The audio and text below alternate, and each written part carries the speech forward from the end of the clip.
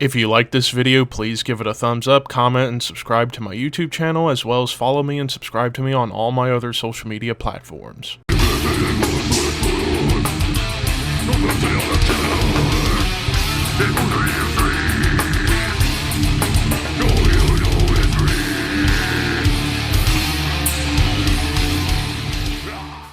What's up, Thrashers, and welcome back once again to the Thrash Maniac 99 YouTube channel, and I am back with another album review for you guys.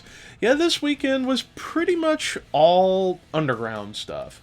And yesterday I talked about Bastard Grave. Today I'm talking about something that's completely the opposite of Bastard Grave in terms of death metal, and that is the latest studio offering from French progressive / technical death metalers Gorod, the ORB. So yeah, this is my first time actually checking this band out because I've heard the name out there in the broader circles of technical death metal, but of course, as I've said in reviews in the past, I can be a bit picky about tech death. Like, to me, you have to do it very well done to the point where it just doesn't feel like constant guitar masturbation. But yeah, I've heard the name Gorod out there, and I thought, well, since I saw they have an album coming out, how about I give it a fair shake and check it out? So yeah, with the ORB, kicking things off with Chromatheism, or, yeah, Chromatheism, which immediately unleashes into, like, technical chaos with literally no warning or any, like, build-up or atmosphere. It was just like, as soon as you hit play, it just punches you with technical riff work. And these progressions with the guitars and the beats were actually really, really tasty, and you even get, like, a quick breakdown, which was really cool. Odd time riff work, some really cool drum beats going on. And then even here and across throughout the majority of the album, you get these, like, quick, like, big blast beats and some, like, awesome tremolo riffs. And then you even get, like, a nice groove change going on within the lead section.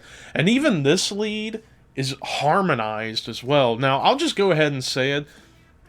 The leads on pretty much the entire album just all provided, like, a great balance of what's what I'm looking for?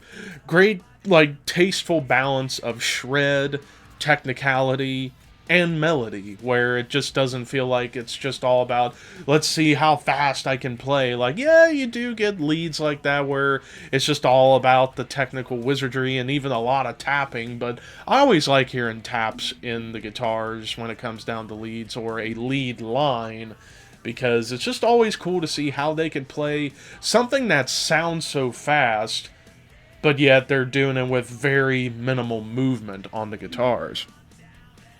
But yeah, the opening track was kind of like a great pace setter, as even the very end, it got flat out brutal. Like, there are times on this album where it does get a little bit more brutal than some sections. We Are the Sun Gods starts off, and it leads into some, like, pretty much throughout this track, you get some, like, intense sking. I almost said sking stripping. Pardon my French there, no pun intended, because this is a French band, but you do get some, like, intense string skipping riffs that kind of made me think of, like, people who do, like, the string skipping stuff very well, like Eric Johnson and maybe even someone like a Steve Vai.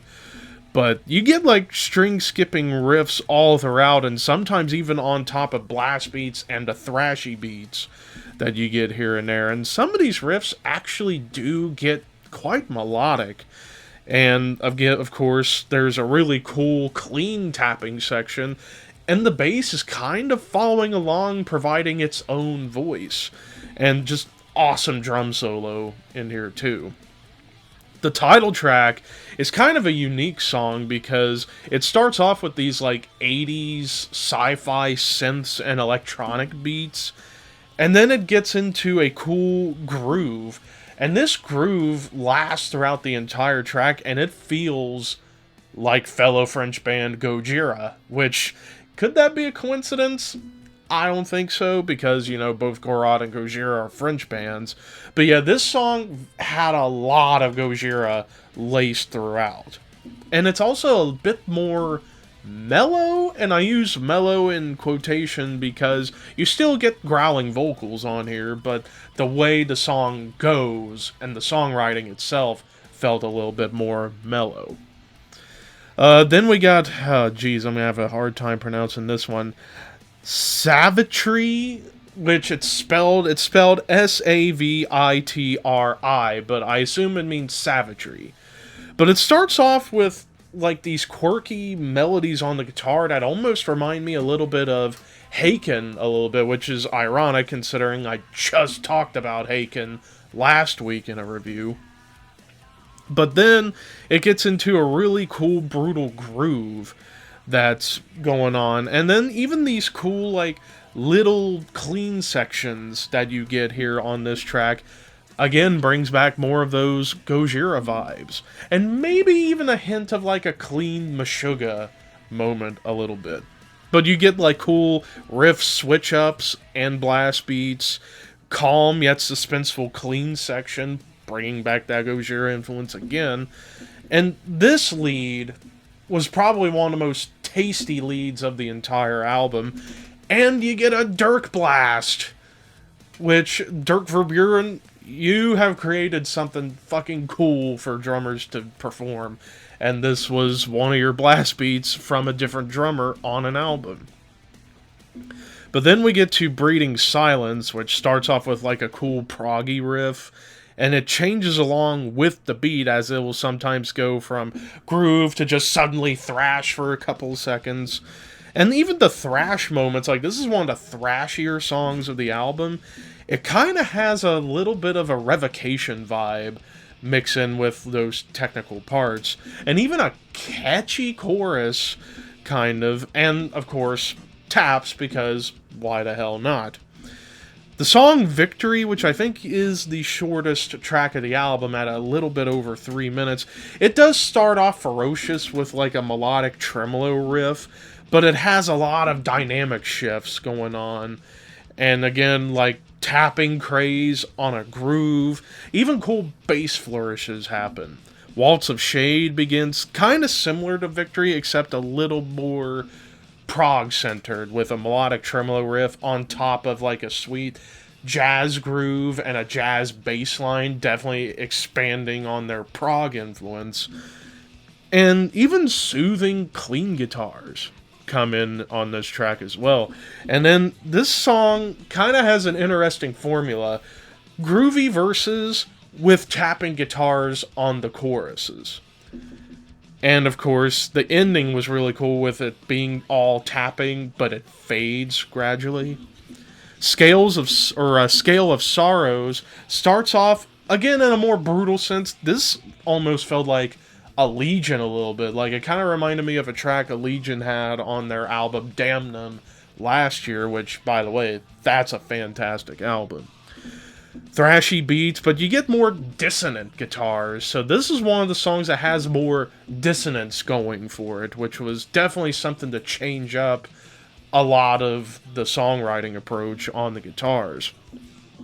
Funky dynamic riffs come in, and even the lead on this track, very Yngwie Malmsteen inspired, I felt. And then the final track, Strange Days, probably the most proggy song, because it starts off in like a prog rock vein, and again, wonderful tapping guitars, but then you get these like cool melodies and drum flourishes that feel like Focus era Cynic, which was really, really cool, and another tapping chorus, and then the song just goes off the rails in a great way to conclude the song and the album. Now, production-wise, it's very clean, it's very slick, but the mix is perfect. Like, everything, it's cool. Like, the production for the two big albums I talked about, Bastard Grave and this, like, the mix was good. Granted, production styles, completely different. Bastard Grave was more raw, gritty, lo-fi, grisly. This is more clean, slick, and just more almost created like it was for an orchestra or of some sorts. But yeah, the mix was perfectly balanced. The vocals, you get your occasional screams, brutal growls, but you do have some cool mid-ranged roars, similar to Gojira. Great use of melody, groove, and odd time shifts when they do appear. Again, a lot of these riffs were very technical, but you do get some catchy, like, chuggy riffs here and there. Like I said, the leads were perfectly balanced, the drums was wild, the bass was flying, and the songwriting overall for a prog tech death album was quite diverse, which that's always been a somewhat of another issue I have with some tech death bands. They don't diversify their songwriting much. It's just always about blazing speed and guitar masturbation.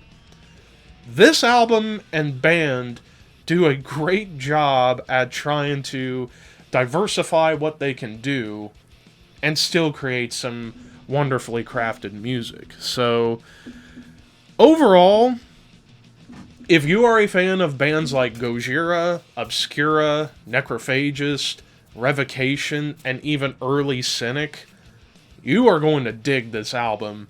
I actually really enjoyed this album for the most part.